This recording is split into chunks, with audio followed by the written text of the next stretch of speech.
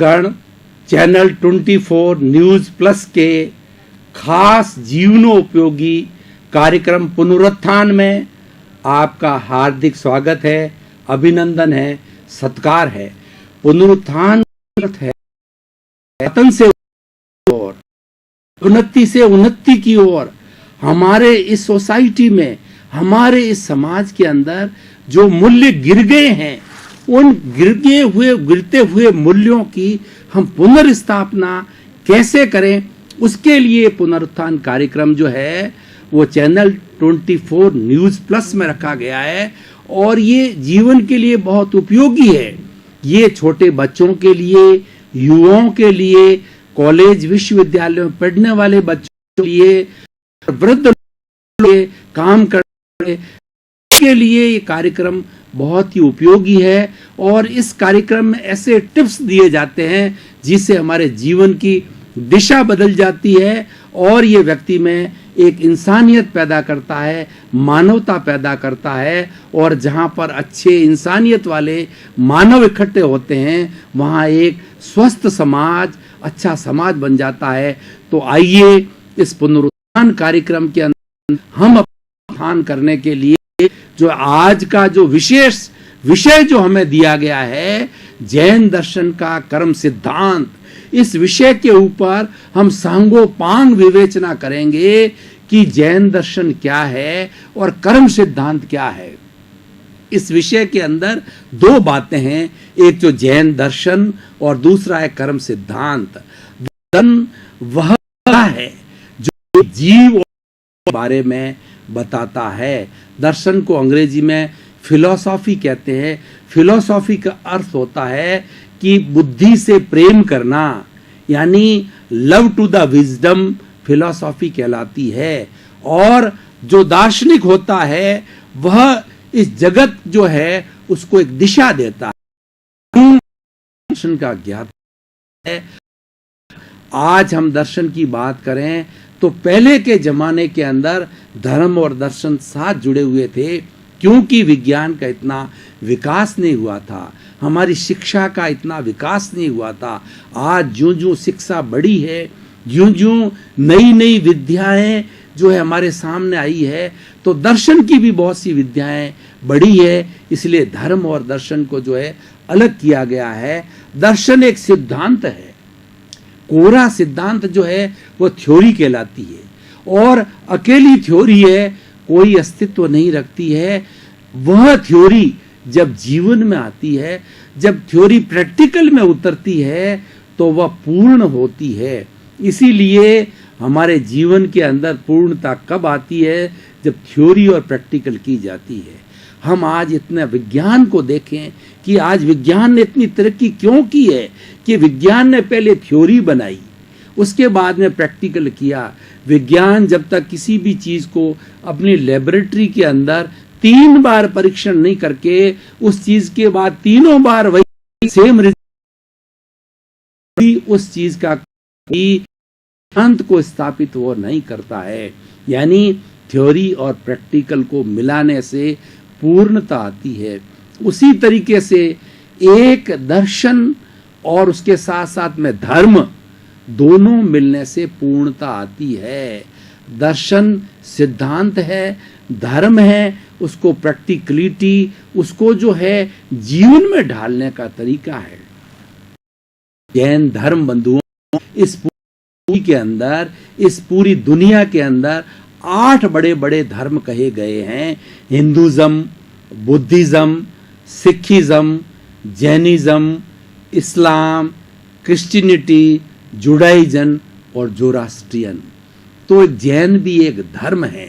उस जैन धर्म जो है कहते हैं जो जैन कहलाया, जो जिन में विश्वास करता है वो जैन कहलाया। जिन किसे कहते हैं? राग द्वेष विजेता को जिन कहते हैं। राग द्वेष किसे कहते हैं? क्रोध मान माया लोभ को राग द्वेष कहते हैं। इसमें से क्रोध और मान जो है द्वेष हो गया, और माया और लोभ है राग हो गया है। हमारी भारतीय संस्कृति के अंदर जितने भी धर्म दर्शन हैं, हमारी भारतीय संस्कृति में जितने भी आत्मा में विश्वास करने वाले धर्म दर्शन हैं, आज भाइयों और बहनों, आज हमारे विश्वविद्यालयों के अंदर, कॉलेजेस के अंदर धर्म दर्शन का इतना विकास हो गया कि पूरे भारत के 55 तरह के धर्म दर्शन पढ़ाए जाते हैं और उन 55 तरह के धर्म दर्शनों के अंदर कॉलेज के अंदर ग्रेजुएशन, डॉक्टरेट और की सबसे दी जाती है बंधुओं। इसीलिए हमारा आज धर्म दर्शन जो है इतना फैल गया। उन सभी 55 दर्शनों की बात नहीं करके और उनमें से एक मुख्य ऐसा धर्म दर्शन जो कि विश्व में स्थापित है, जैनिज्म जो है, जैन धर्म, जैन दर्शन की आज हम बात करेंगे। उसके अंदर तो कर्म सिद्धांत करेंगे। कर्म जो है सिद्धांत है, जो आत्मा को मानता है भाइयों और बहनों, वो सब कर्म सिद्धांत को मानेगा। क्योंकि आत्मा में से जो है कर्म सिद्धांत को अगर निकाल दिया जाए तो वो पूरा धर्म दर्शन शून्य हो जाता है। कर्म सिद्धांत एक धुरी है जिसके ऊपर धर्म चलता है, दर्शन चलता है। प्रश्न ये है कि जो हम आत्मा को माने तो हमारी शुद्ध आत्मा होती है, वो अरूपी है। भारतीय संस्कृति क्या है, हर दर्शन कहता है कि जो शुद्ध आत्मा है वो अरूपी है, वो दिखाई नहीं देती है और वो शुद्ध आत्मा मोक्ष में रहती है। वहां वो आत्मा क्या करती है कि वहां आत्मा आनंद में रहती है, वहां अनंत ज्ञान है, अनंत दर्शन है और अनंत सुख है और अनंत शक्ति है। वहां पर आनंद ही आनंद, लेकिन दिखाई नहीं देता है। तो सवाल ये कि आज मैं आपके भाई और बहनों आपके सामने प्रस्तुत हूं। आज एक शरीरधारी सामने बैठा है तो वो दिखाई दे रहा है और आप मुझे अलग अलग वस्त्रों के अंदर, जो माताएं, बहनें, भाई बहन, जो अलग अलग जो रंगों के अंदर मेरे सामने दिखाई के अंदर वो दिखाई, क्योंकि उस आत्मा के साथ में कर्म जुड़ा हुआ है। अगर आप अकेले आत्मा होते तो न तो आप दिखते न मैं दिखता। उस आत्मा के साथ कर्म जुड़ा हुआ है और वो कर्म रज होती है।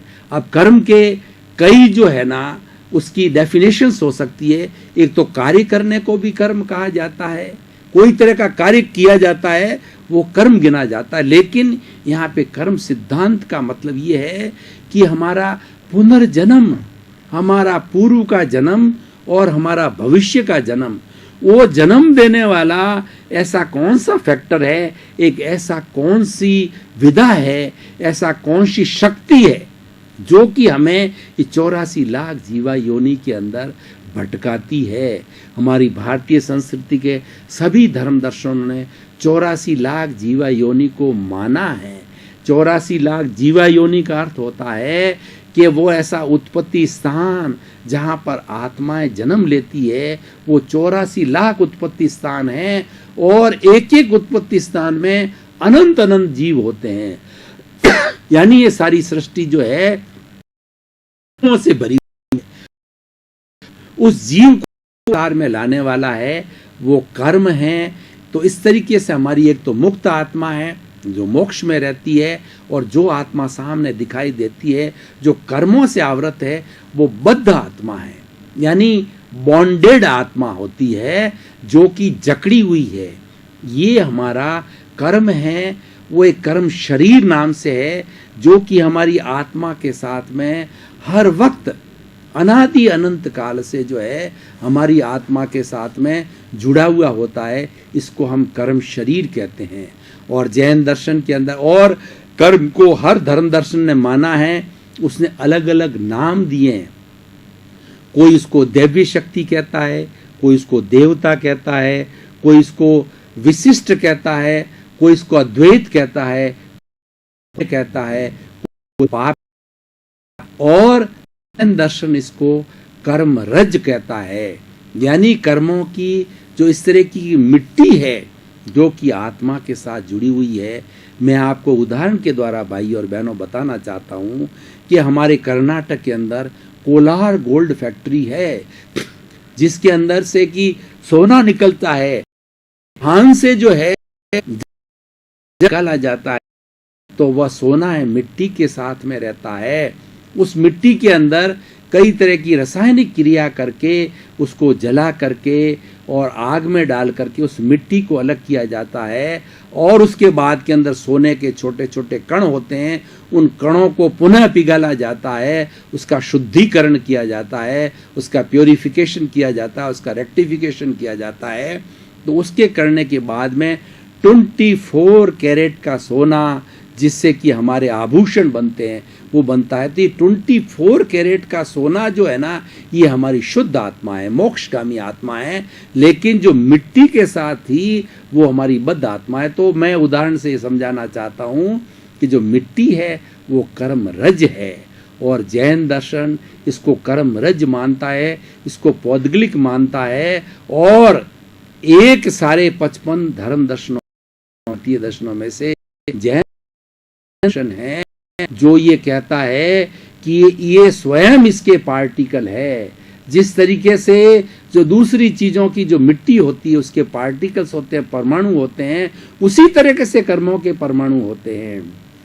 और जैन धर्म ने ये माना कि सृष्टि के अंदर सारी सृष्टि परमाणुओं से भरी हुई है। जैन थ्योरी अंदर कहलाते हैं स्पर्शी और अष्ट स्पर्शी, जिसके 4 स्पर्श है जो, और जिसके 8 स्पर्श है, वो 8 स्पर्श है वो दिखाई देता है, और 4 स्पर्श वाला जो है वो दिखाई नहीं देता है। और साइंस की भाषा में बात करें तो वो मास लेस पार्टिकल है, यानी उसका कोई वजन नहीं है। कारण जो कर्म शरीर वह अनादि अनंत काल से इस हमारी आत्मा के साथ में 84 लाख जीवा योनि के अंदर साथ साथ जा रहा है, हमको भटका रहा है, हमको घुमा रहा है। वो मास लेस होने के कारण, वजन नहीं होने के कारण हमारा शरीर के अंदर सहज ही आत्मा के साथ लगता है। अब आपको भाई और बहनों मैं एक जैन थ्योरी की विचित्र बात बताना चाहता हूँ कि जब आत्मा एक शरीर को छोड़ करके दूसरे शरीर में जाती है तो उसके पूर्व उसका रिजर्वेशन वहाँ हो जाता है। उसको आयुष्य कर्म कहा जाता है। आयुष्य कर्म जब एक शरीर में संपन्न होता है और दूसरे शरीर के अंदर जन्म लेता है, होना होता है, तो सब चीज़ों का रिजर्वेशन पहले हो जाता है।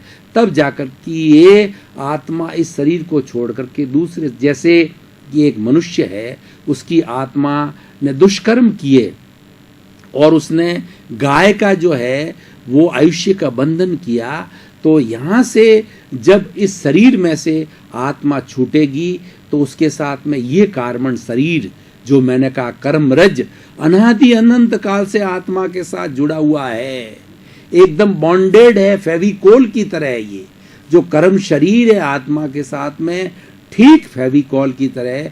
फेविकोल को हटाना बहुत ही कठिन कार्य है, बहुत ही परिश्रम के साथ हटाया जाता है। उस फेविकोल से हम देखते हैं कितनी बड़ी प्लाई या कोई भी चीज़ चिपकानी होती है तो वो सैकड़ों सैकड़ों वर्षों तक चिपकी रहती है, उससे अलग नहीं होती। बहुत ही कठिनता से उसको तोड़ फोड़ के अलग किया जाता है। उसी तरीके से कर्म शरीर जो है ये बॉन्डेड है हमारी आत्मा के साथ में। और बॉन्डेड भी कैसा है, इन मल्लयुद्ध आत्मा कर्म शरीर जुड़े हुए हैं। तो कभी कर्म जो है शरीर है आत्मा को पछाड़ता है, कभी आत्मा करीब शरीर को पछाड़ती है। शरीर के अंदर जब आत्मा हावी हो जाती है, जब आत्मा जीतती है तो उसको क्षोभसम बोला जाता है। व्यक्ति धार्मिक क्रिया में, व्यक्ति इंसानियत की ओर जाता है, व्यक्ति अच्छाई की ओर जाती है, क्योंकि हमारी आत्मा है ये गुणों की खान है। आत्मा के अंदर, शुद्ध आत्मा में कोई बुराई नहीं है। हमारी शुद्ध आत्मा 24 कैरेट का सोना है, उसमें कोई बुराई नहीं है। और उसके साथ साथ में जो हमारा कर्म शरीर है वो पूरा अशुद्ध है, क्योंकि वो पूरी मिट्टी है। और हमारा चतुष्पुरुषार्थ जो पुरुषार्थ चतुष्टय है वो भी यही कहता है दोनों को अलग, हाँ इसका भी अस्तित्व है। जो हमारा जो अजीव पदार्थ जो हमारी मिट्टी है, इसका अपना अस्तित्व है, सारी सृष्टि इससे बनती है। और चेतना है, इसका अपना अस्तित्व है, क्योंकि चेतना होगी जब ही हलन चलन होता है, व्यक्ति प्रजनन करता है, वो जीव अपने जैसा जीव बनाता है, बोलता है, अनुभव करता है, सुख करता है, दुख करता है और इस सारी सृष्टि का जो निर्माण करता है। तो जैन धर्म ये कहता है कि इस जो है कर्म सिद्धांत के अंदर कर्म का एक एक पार्टिकल की कैलकुलेशन है। It is a pure mathematics. परंतु पार्टिकल कैसे हैं? जो कि है पौद्गलिक लेकिन दिखाई नहीं देते, उसका कोई वेट नहीं, उसका कोई नहीं, जो है वो उसको सबसे ऊंचा स्थान दिया गया है। और इस कर्म के पार्टिकल और वजन नहीं होने कारण इसको चतुष्पर्शी माना गया है। नहीं, पूरी जो है ये थ्योरी है, पूरी एक एक पार्टिकल की गणना है, प्योर मैथमेटिक्स है। अब इसको दो भागों के अंदर कर्म सिद्धांत को बांटा गया है, एक तो द्रव्य कर्म और एक भाव कर्म। भाव कर्म जो है वो इंसान के चिंतन से जुड़ा हुआ रहता है। मैं आपको इसका पूरा सर्किट बताता हूँ, जैसे कि पॉजिटिव और नेगेटिव। आपने कभी 12 वोल्ट की भाई और बहनों, दर्शकगण, श्रोतागण, आप जो है वो तल्लीन के साथ मेरी बात, तो मैं आपको बताना चाहता हूं कि जो हमारी 12 वोल्ट की बैटरी होती है, आपने देखा होगा कि एक तरफ पॉजिटिव लगा हुआ है और एक तरफ नेगेटिव लगा हुआ है। जब ये पॉजिटिव और नेगेटिव दोनों तारों को जोड़ा जाता है तब वो बैटरी से ऊर्जा आती है, उसमें से एनर्जी निकलती है और वो चार्जिंग होती है। अगर दो जाता तो वो रहती है। उसी तरीके से मैं आपको कर्म कैसे भीतर से बाहर आते हैं और बाहर से कैसे भीतर जाते हैं, उसका पॉजिटिव से नेगेटिव पूरा सर्किट बताना चाह रहा हूं भाई और बहनों। बहुत ही इंटरेस्टिंग है। हमारी आत्मा और कर्म जो है ये जुड़े हुए होते हैं। तो जब ये जुड़े होते हैं तो यहाँ से निकलने के बाद में अब इनका फिक्स समय होता है। जो हमारा कर्म है वो फिक्स समय के साथ में जो है, जिसको उदय बोला जाता है, इस आत्मा से छूट करके और आत्मा और जो इस कर्म शरीर के बाद में एक जो अध्यवसाय बनाता है, ओरा टाइप बनाता है। और ये अध्यवसाय जो है ना, एकेंद्रिय से लगा के पंचेंद्रिय तक हर प्राणी के अंदर होता है और उससे वो सुख दुख की करता है, जो है वो कर्मों को काटता है, कर्मों को ग्रहण करता है। अध्यवसाय एक ऐसा माध्यम होता है। तो वहां से जब कर्म छूटता है तो गंगोत्री है, जो हमारी गंगा है, वो शिव जी की जटा से आई है। तो शिव जी की जटा को गंगोत्री कहा जाता है कि आखिर ये गंगा का उद्गम स्थल कहाँ है? वो उद्गम स्थल जो है वो शिव जी की जटा है। और भगीरथ हुए हैं, उन भगीरथ जी ने भगवान शिव से प्रार्थना करके, विशेष साधना करके और शिव जी को कहा इस सृष्टि का जो है वो जल दीजिए, इस सृष्टि का उद्धार कीजिए। उसने वरदान मांगा भगीरथ जी ने, और शिव ने उस वरदान उस गंगा को खंड के अंदर वो बद्रीनाथ, कैलाशनाथ, बद्रीनाथ, वहां से जो हरिद्वार से होती हुई गंगा जो है वो हमारे लास्ट बहती बहती जो है समुद्र तक जाती है। तो बंधुओं, वह गंगोत्री है। वहां से कर्म उदय होकर के अध्यवसाय बनता है और अध्यवसाय होकर के वो अध्यवसाय जैसा है, अच्छा बुरा वो है, वो हमारे जो है उसके बाद में आता है हमारा तेजस शरीर आता है। हमारी आत्मा जब एक शरीर को छोड़ करके दूसरे शरीर में जाती है तो कर्मों का जो पुलिंदा होता है वो कार्बन शरीर को, वो तो वेयर हाउस है, वो हमारा स्टोर है और वो सिर्फ एक चिट्ठा है।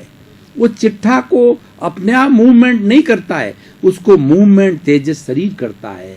यानी तेजस शरीर, कार्बन शरीर और जो चेतना होती है वो धक्का देती है, वो धक्का दे करके और ये तीनों जाकर के और दूसरी माँ के गर्भ में जन्म लेते हैं। अगर उसने गाय का बंधन किया है तो गाय के पेट के अंदर वो जीव आता है। मनुष्य का बंधन किया है तो वो माँ के पेट में आता है, इससे मोरनी के पेट में जाता है, मादा जाकर उतने समय के और वो जन्म लेता है। तो इस तरीके से तेजस शरीर अध्यवसाय से जैसे जैसे कर्म होते हैं वो तेजस शरीर के अंदर आते हैं। और बंधुओं और भाइयों और बहनों, यहाँ कोई शब्द नहीं, यहाँ सारी वाइब्रेशंस हैं, सब वाइब्रेशन का जगत है, कोई शब्द नहीं होता है। और ऐसा कहा जाता है कि ये सृष्टि है पूरी वाइब्रेशन से जुड़ी होती है। और ये सारी सृष्टि जो एक वाइब्रेशन का जो समूह है, इसीलिए कहा जाता है एक परिंदा भी जब पर हिलाता है तो सारी सृष्टि प्रभावित होती है। हमने देखा कि जब शांत तालाब के अंदर एक छोटा सा कंकर गिराते हैं तो कितने गोल गोल गोल गोल तरंगे उठती है। उसी तरीके से एक परिंदा जब पर मारता है तो सारी सृष्टि हिलती है। हमारा मोबाइल जो है, जिसके अंदर क्या है कि हम ऐसे करते हैं और पूरा स्क्रीन घूम जाता है, तो उसमें हलन डुलन होता है।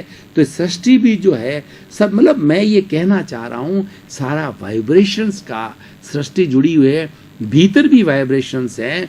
तो अब जिस तरीके से अच्छा या बुरा कर्म जो हमने किया हुआ था पूर्व जन्म में, वह उदय में आकर के इस तेजस शरीर के अंदर आता है। अब इस तेजस शरीर में रूपांतरण होता है।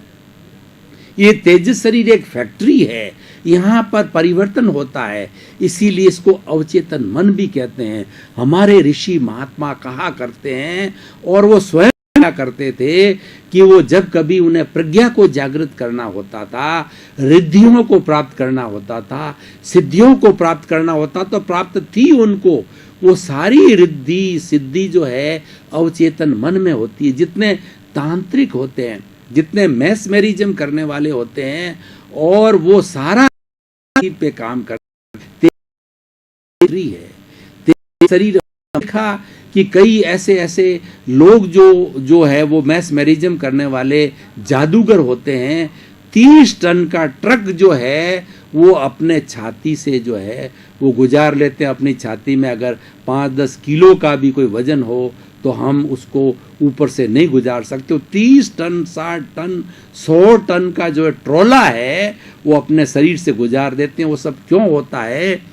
क्योंकि वो तेजस शरीर के अंदर जो है रूपांतरण होता है, वहाँ पे सारा नियंत्रण कर लेते हैं, इसीलिए उनको किसी तरह का कष्ट नहीं होता है। तो भाइयों और बहनों, श्रोतागण, विद्वत गण, आपने चैनल 24 के इस खास कार्यक्रम पुनरुत्थान में अपना उत्थान करने के लिए अलग अलग विषयों के ऊपर जो है आपने चिंतन मेरे साथ किया, मनन किया, तो आपका बहुत बहुत धन्यवाद। हम फिर मिलेंगे एक नए विषय को लेकर। भाइयों और बहनों, मातृशक्ति, हम काफी देर से एक विशेष विषय पर, खास विषय पर मंथन कर रहे थे। अब दिमाग को थोड़ा रेस्ट देने के लिए, शरीर को रेस्ट देने के लिए हम थोड़ा ब्रेक ले रहे हैं।